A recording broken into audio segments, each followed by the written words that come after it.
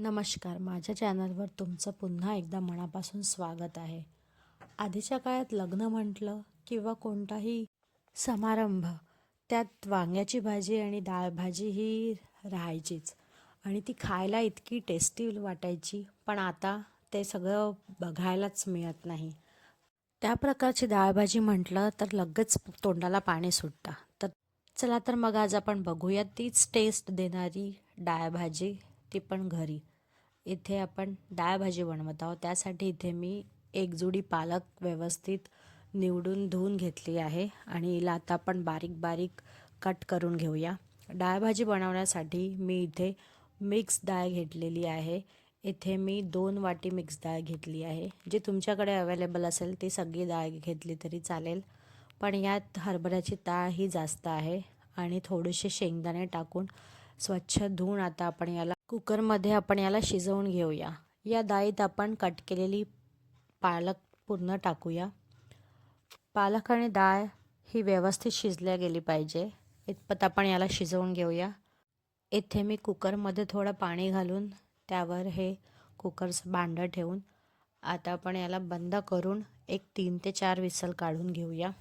गॅसचा फ्लेम हाय करून मी इथे 3 विसल काढून घेत आहे.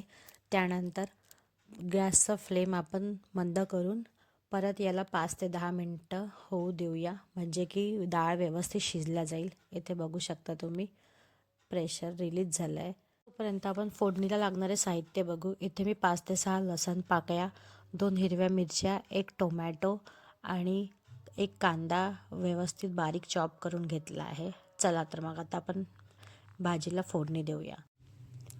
गॅसवर एक कढई तापून त्यात थोडंसं तेल घालते.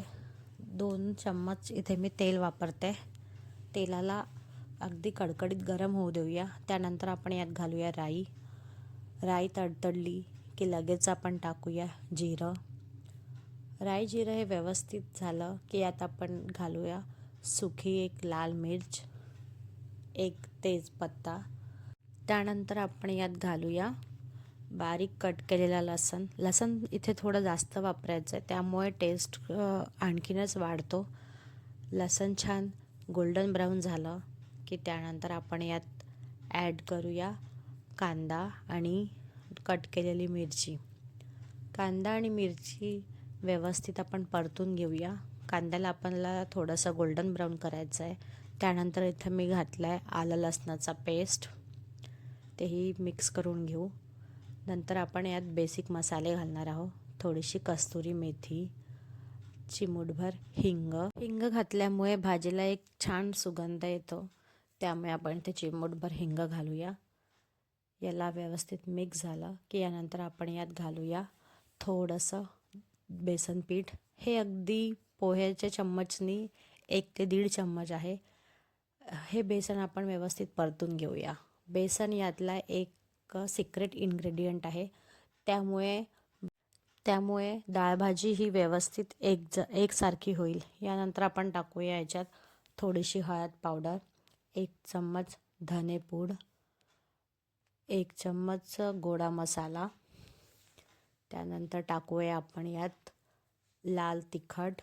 लाल तिखट हे तुम्ही तुमच्या चवीनुसार कमी जास्त वापरू शकता, पण लक्षात ठेवा इथे आपण हिरवी मिरची वापरली, त्यामुळे लाल तिखट हे जपून वापरा. नंतर लास्ट चवीपुरतं मीठ.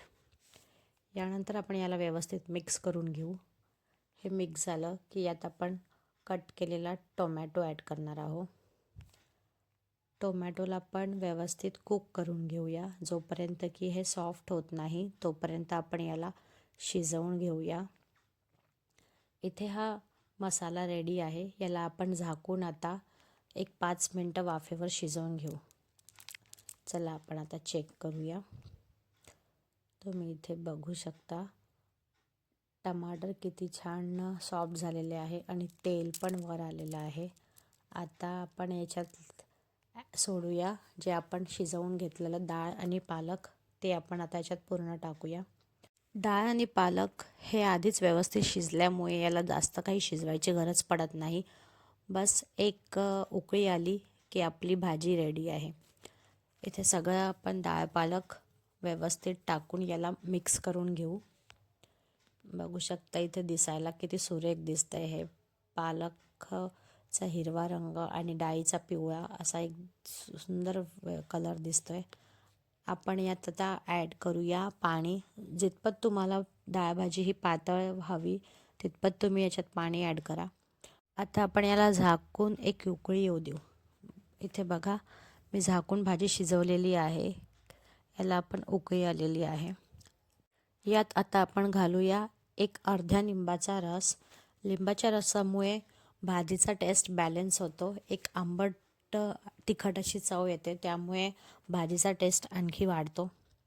अशा प्रकारे आपली ही इथे लग्नात बनणारी त्याच टेस्टची डाळभाजी रेडी आहे.